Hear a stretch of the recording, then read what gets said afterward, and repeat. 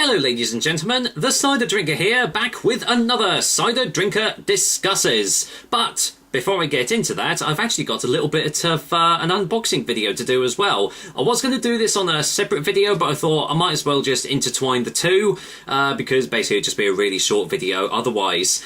Basically, a little while ago, a guy from a company called 33books.com sent me, well, this package here, this old little box here.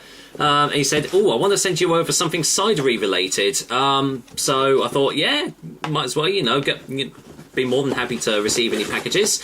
When I opened the box, had this, I love the backing, and this is just the letter that they sent me. It's really cool. A little personalised letter and everything. Look how big that is. Yeah, Dave Selden, the chief janitor from and creator of 33books.com.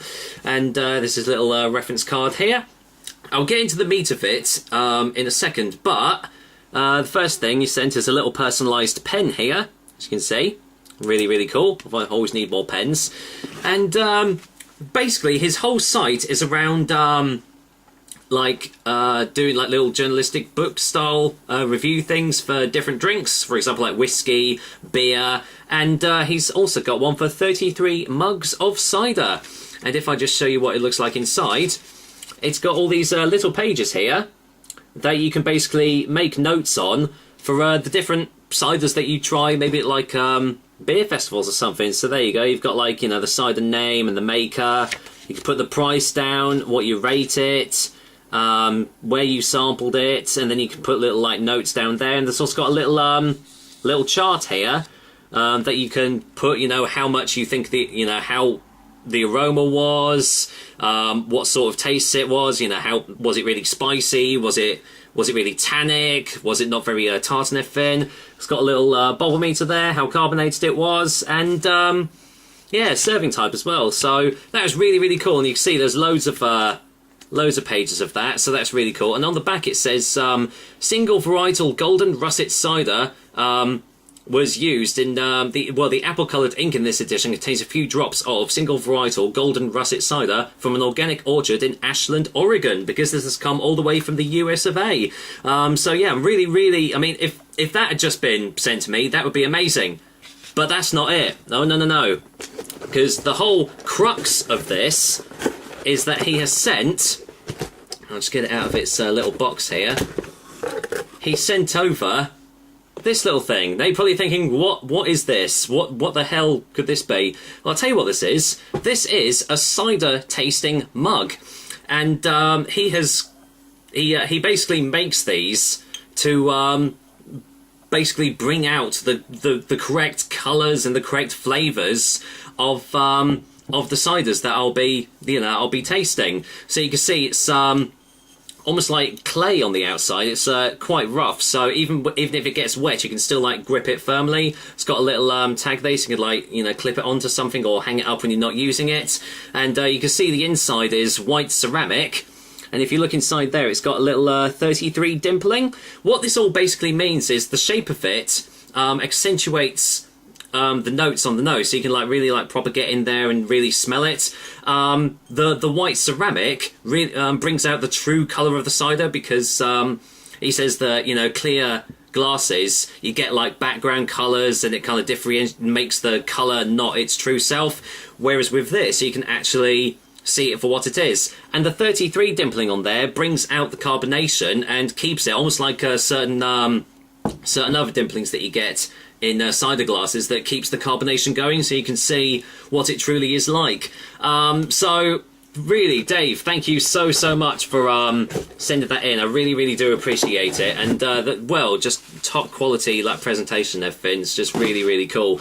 I will definitely be using this at like beer and cider festivals for sure. There you go, it gives you a little example of what the colour wheel, the tasting wheel might look like. So yeah, 33books.com. If you've not heard of them before, definitely check Dave and the crew out, because, well, they seem to know what they're doing. And yeah, I'm really looking forward to trying out that cider tasting mug at some point. Unfortunately, it's probably not going to be the best for me doing reviews, unfortunately, because otherwise you guys probably won't be able to see the colour that I can see, otherwise I'll probably like spill it all over the floor. But rest assured, Dave, I will definitely be using that at beer and cider festivals and everything. So yeah, definitely keep an eye out on that, especially on my Untapped. You'll probably see photos of it there.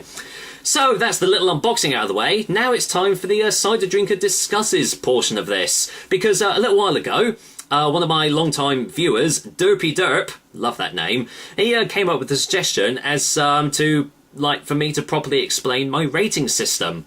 Because if you weren't familiar with my website, or you didn't know that I even had one, which I don't anymore, it's now actually defunct, because basically Moonfruit wanted me to actually pay real money to keep my site up, which, you know, wasn't in the contract. So I said, no, don't think so. So I've decided not to keep my website.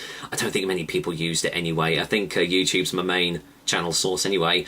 But anyway, yeah, I thought I would go into detail as to properly explain my ratings and why I rate the ciders the way I do. Because it was the Himachal review that made him question it, because he really thought the way that I was describing it, I'd give it a 7, but I gave it a 6 out of 10. So I will go from worst to best, and yeah, I'll just explain what each of them, or how I think, you know, what I think of when I'm actually giving things ratings. So starting off at the bottom, if I give a cider a 1 out of 10, then you shouldn't even think about buying it. That you shouldn't even dream about it. You shouldn't even look at the cider. It's just, basically, it's just like one of the worst like ciders out there. So if I give something a 1 out of 10, you just need to basically steer clear of it. Not even the hard, you know, the drinkers that say, oh, I don't care about flavours and everything, you know, even they shouldn't really bother trying it. It's like, oh, but it's cheap and everything. Yes, you can get cheaper ciders that taste so much better than something that scores a 1 out of 10 in my eyes anyway. Up from that, a 2 out of 10. Okay, so it's not quite as bad as a 1 out of 10, but it's kind of last resort material. It's basically the cider that you go to when there's no other options available and you have to have it. Otherwise, you would also probably steer clear of it, whether because it's astronomically expensive or the tastes just are rubbish, or even if you know, if something's, even if like I think it's like a really good cider but something has happened to it that's made it like taste really bad, then it'll probably get a 2 out of 10 as well. So a 3 out of 10 is a cider that is just about barely drinkable.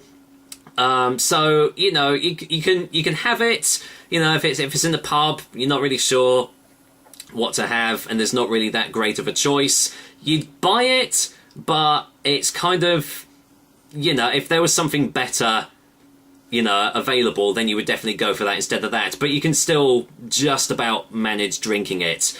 A 4 out of 10 is obviously just below average. It's you know, it's got, okay, it doesn't taste absolutely terrible.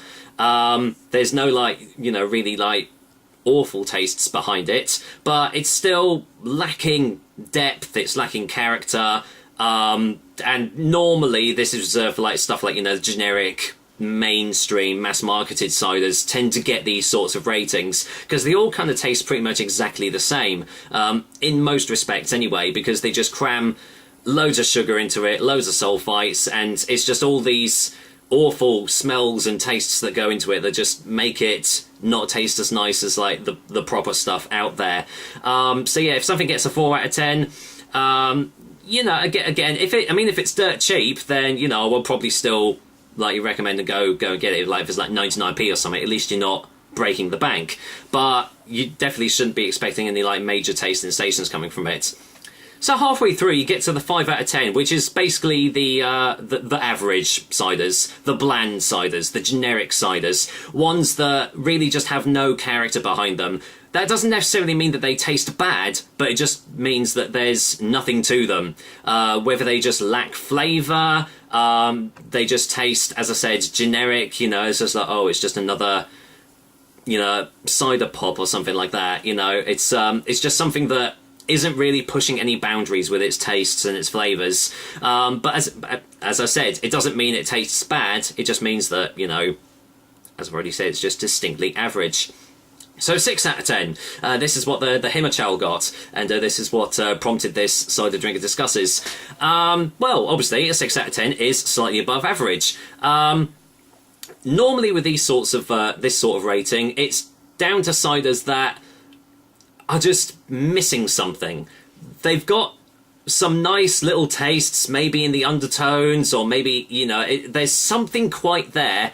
But there might be something that's just holding it back from making it get a much higher rating, like maybe they've added too many sulfites into it, so it's just giving it that eggy aroma. Maybe it's too carbonated, so the fizziness is detracting away from the flavours that it's got. Maybe the flavours don't linger around enough to make you appreciate them. Either way, it's on the right steps, but it still is lacking a little something to make it get a higher rating. So, 7 out of 10. Now we're getting into the much better ciders. But again, 7 out of 10 is obviously a really, really good rating. You know, 7 out of 10 is one that I would still recommend people go anywhere from like 7 up. I'd still recommend people going out and buying. But 7 out of 10, it's a kind of a bit like a 6 out of 10. But it's still getting there with the tastes and the flavours. But there's still maybe it's just not got enough depth behind it. Maybe it hasn't got many complex flavours, or maybe it's just, you know, playing it safe with its flavours. So even though they're really, really nice tasting, it's they're still playing, you know, as I said, a little bit safe. But it's still one that I would recommend you guys go out and get. So 8 out of 10. If I mark something down as an 8 out of 10, I mean that is basically the third highest rating that I can give something. These are normally ciders that are, you know, maybe their flavours are just a little bit different. Maybe they're really bold in their characteristics, but they might not appeal to everybody. So, like for example, if it's a really, really dry cider, because I mean I like pretty much all flavours of ciders, but if it's a really dry cider, then obviously people who like their sweeter ciders aren't going to like it. But an 8 out of 10 is more for like people that would like that sort of flavour, should definitely go out and try it. But it's not catering to everybody's tastes, if you see what I mean. So like you could have like one that's really oaky, or like a whiskey cask or something. If you don't like that sort of flavour, you're not going to like it at all. But the people that do like those sorts of flavours are going to absolutely love it. So a 9 out of 10. 9 out of 10 is yeah, we're talking the cream of the crop here. The just really just a bold, flavoursome, a cider that's kind of like, you know, pushing the boat out, really making it stand out. Again, in some respects, price does kind of factor into these ratings as well, because if something tastes really, really good but it's overly expensive, then it can make it a bit hard for me to recommend that cider to you, even if it is really, really good. But that's not the main factor as to why I give the ratings, obviously, but it does factor slightly sometimes. But a 9 out of 10, I mean, you know, there's absolutely fantastic tastes. As I said, a cider that's just pushing the boat out there, really giving you something to talk about, something to say, whoa, you really need to go out and try this cider. It's, you know, it's something special. So, you know, the 9 out of 10s are pretty much almost the top rating. But if you know me well enough by now, you know that I don't give a perfect 10 out of 10, because nothing's really perfect in this world, isn't there? There's always going to be that one person, no matter, even if you give it a perfect rating, they're not going to like it. That's why my highest rating is always a 9.5 out of 10. Because even though I feel that the cider that has scored this rating is pretty much nearly the perfect cider in its complexity, in its flavours, in its characteristics, maybe in its texture, in its smells, all these things that, you know, I can't find any fault with it at all, there's going to be that one person out there that will. And that's why I never give a perfect rating. Because, you know, if I gave something a 10 out of 10, that means that everybody in this entire planet will love the drink, and that's just not going to happen. But obviously, remember, these are all my personal opinions and my personal ratings, so even if I have given something a 9.5 out of 10, someone else might give it a 2 out of 10. That's just the way the world works. But for me personally, if something scores a 9.5 out of 10, it has to be something very, very special. And recently I have been giving it out quite a lot, but that's because I have been having some absolutely amazing ciders. And again, that's mainly thanks to Orchard Box, really. So I hope that's kind of cleared things up a little bit for you Derpy Derp and for other people that were wondering how I did my ratings.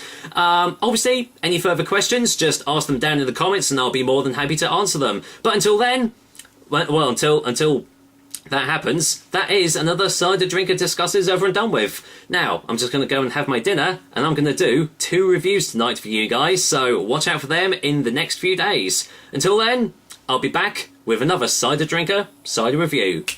Take care, guys. Until next time.